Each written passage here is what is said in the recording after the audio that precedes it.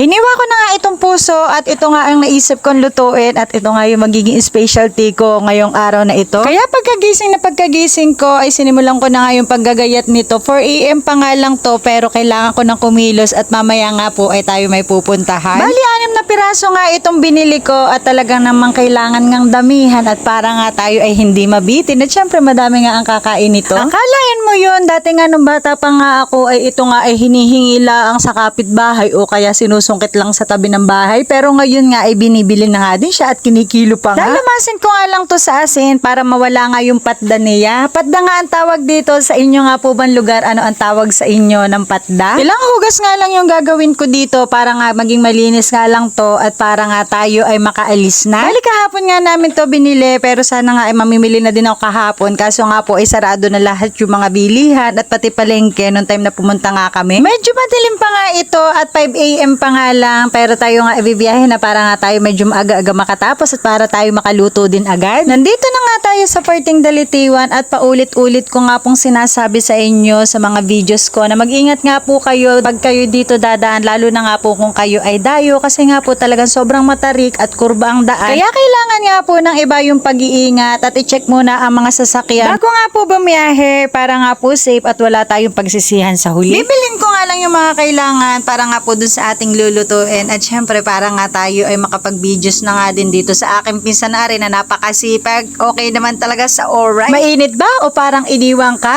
Huwag kang mag-alala dahil meron akong ice candy dyan. Ayan po, pakipalo na lang si Kuya Rangel's Vlog. Thank you so much. Dito naman tayo sa bilihan ng gata. Bali, 6 na piraso nga yung binili ko at para nga mas masarap yung luto nga na gagawin natin. Nandito na nga tayo sa bahay at hinihimay ko na nga lang din tong tinapa na binili nga natin sa palengke at syempre habang naghihimay na nga din ako isinabay ko na nga itong pag-inom ko ng kape para nga tayo iwalang masayang na oras. At pagkatapos ko nga lang ding himayin itong tinapa ay susunod ko na nga lang din timplahan itong Shanghai nga na gagawin nga natin. Doon ko na nga lang din to binili kay Kuya Ranjol. Talagang pinapagiling ko na nga lang din sa kanya pati nga po yung carrots at yung iba pa nga pong ingredients na islalahok nga dito. Dahil nga po tayo yung raketera at raketero, ayan nga po at nandito na po si Sir Nate ang raketero at tutulungan na nga niya po ako magbalot nitong ating Shanghai. Mas mainam nga din talaga pag meron nga nakakatulong nga sa mga ganitong gawain para nga mas mapabilis nga yung pagpe-prepare natin ng food. Maiba nga po pala ako, yung anak nga po pala nito ni Bro Nathan ay nagbablog na nga din po si Natalie Natnat. Pakipalo na nga din po ng kanyang page. Thank you in advance. Pag talaga kami nagkaung-ungan nga nito ni Bro ay talagang hindi maubos-ubos ang aming mga kwentuhan at ayan nga hindi na nga namin namalayan ay ito nga palang niluluto kong laksa ay talaga namang kumukulo na nga. Sobrang nakakatakam nga lalong-lalo na nga yung amoy nga nito kaya talaga naman magutom-gutom na nga. Finally at natapos na nga natin lutuin itong laksa natin. Eto ngayon naisip ko na dalhin dun nga po sa magiging reunion nga namin kasi nga po pagkapansit nga po ay common na nga siya at saka nga po pag spaghetti pero ito nga ay kakaiba nga din at madala nga din yung nagluluto nga nito kapag merong okasyon. At eto namang Shanghai ang niluluto nga ni Bro Nathan. Aba at talaga naman ang presentation nga nito ay napakaganda pa nga at nagagawan pa nga niya ng paraan yung naubusan nga ng wrapper ay talagang ginawa na nga lang din niyang okoy. Dahil umuwi na nga muna si Bro at kailangan pa nga niyang mag-harvest ng mga egg at syempre kailangan din niya maglaga nun at maglalaga nga daw ng 2 tray ay talaga naman napakasarap nga at ang dami nga natin magiging food mamaya. At ari nga po nakatapos na nga tayo sa ating pagluluto at nilagyan ko na nga lang din ng cling wrap at talaga namang napakaganda ng tingnan at tayo nga ay pupunta na mamaya-maya sa reunion. Thank you nga po pala sa nagbigay nga ng biyaya para nga tayo makapag-pledge ng ganitong food. At maraming salamat nga din sa aming magandang ma'am. At ang ganda nga po nito pinadala mo sa akin na tray at talaga namang quality nga yung kanyang pagka-stainless. Palis na nga po tayo at eto na nga inintay na nga lang namin ang driver at tayo nga ay gora-gora na. Hanggang dito na lang po itong video ko at eto naman ang susunod natin na abangan sa aking vlog. Thank you very much po. Bye!